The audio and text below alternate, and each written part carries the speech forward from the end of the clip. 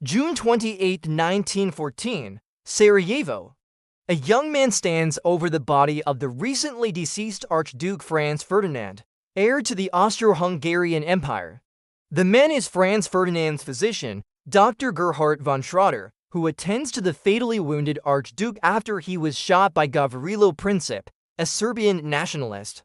With his final breath, the Archduke utters these famous words: "It is too late. We must be careful. It was the bullet that killed me." And then he expired. The assassination of the Archduke would have a butterfly effect that would cause a chain reaction that led to the beginning of World War I, the deadliest war in human history. In today's video, we are going to go through what happened from the assassination until the end of the war. So sit back and let's get into it. After Franz Ferdinand expired, the Austrians were ready for intervention. They sought intervention in Serbia, which was the country that the Archduke was assassinated in. Austria declared war on them on July 28, 1914. For days later, the Russians had mobilized their troops to defend Serbia. On August, the Germans support Austria unconditionally, and they started to mobilize their troops as well. The next day, the French were also ready to fight against the Germans. By September, both sides had taken up arms.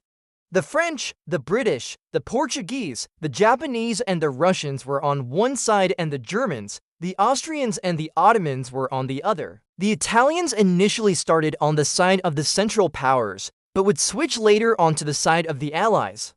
After the first few months, the Allies invaded Belgium and the Germans retreated to a defensive line that was just across the border. This would become known as the Western Front. The Western Front was a location where trenches ran for over 400 miles from north to south.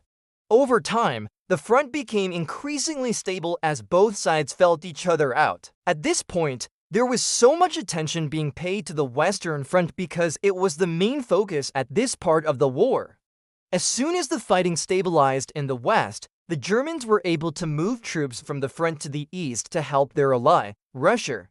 This caused the Russians to retreat from the Eastern Front. As we said before, the Western Front was the center of attention at this part of the war.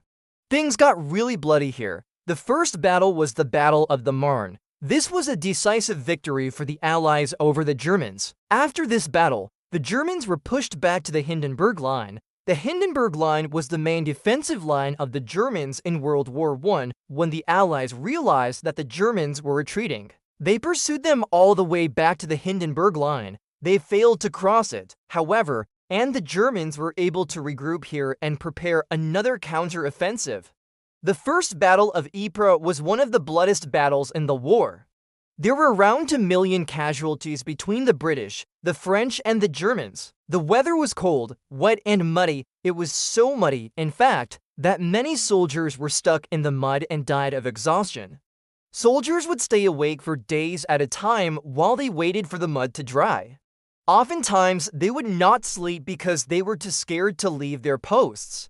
If they did, someone might take their position while they weren't looking and they could be shot at any moment. Trenches were surrounded by barbed wire, and the wires would often snag on soldiers' equipment or clothing, pulling them out into no man's land where they would surely die. Artillery fire was constantly being shot from one side to the other, and the soldiers lived in fear of death every second of every day. But even in the most chaotic of circumstances, life still went on.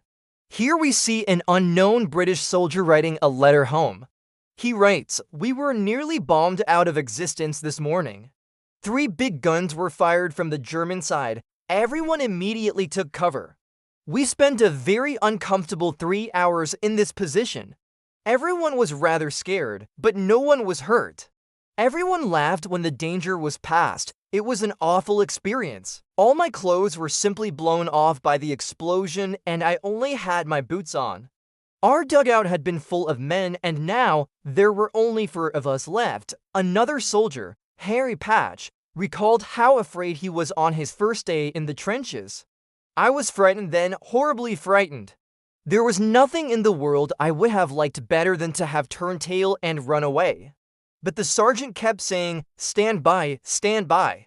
And I knew that if I left my post, I would be shot." You couldn't move without being hit. Despite the danger that they were in, the soldiers still tried to maintain some sense of normality. They would play games such as cards and billiards. They would also write poetry and songs about their experiences.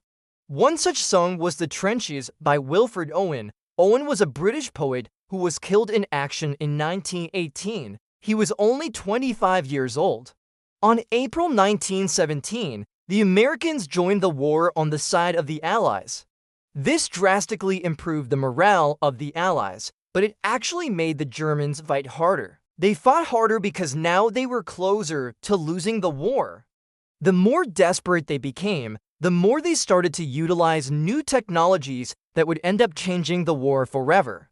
The first tanks were used in 1916 during the Battle of the Somme. The Battle of the Somme was one of the bloodiest battles of the Western Front. More than 1 million men were either killed or wounded here.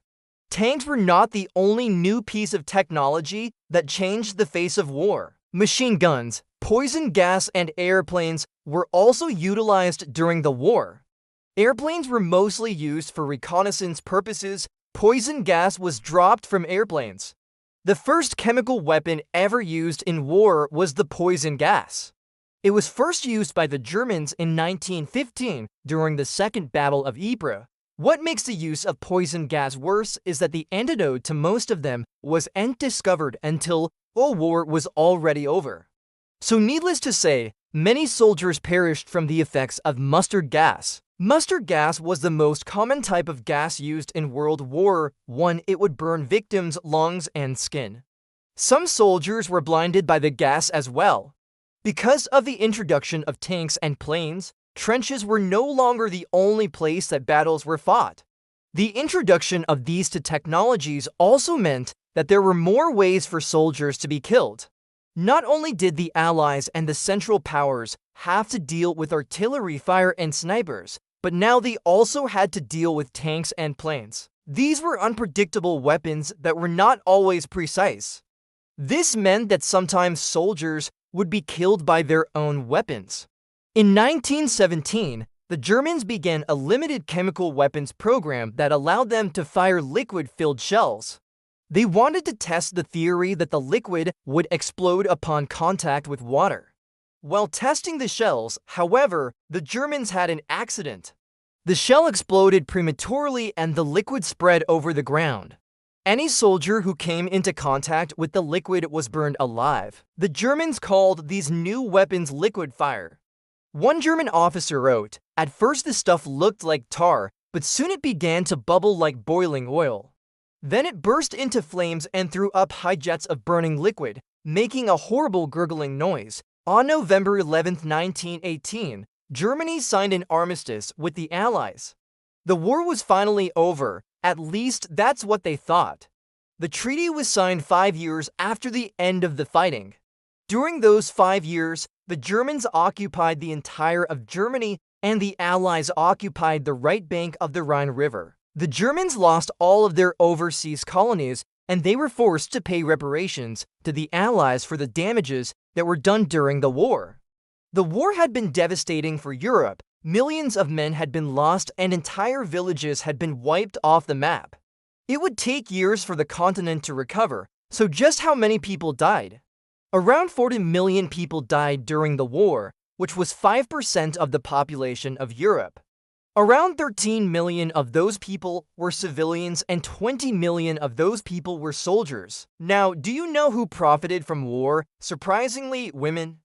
Women worked in factories that produced war materials. They made weapons, ammunition, food, and clothing for the soldiers. For the first time, they were able to contribute to the war effort directly. This gave them a new sense of independence and self-sufficiency.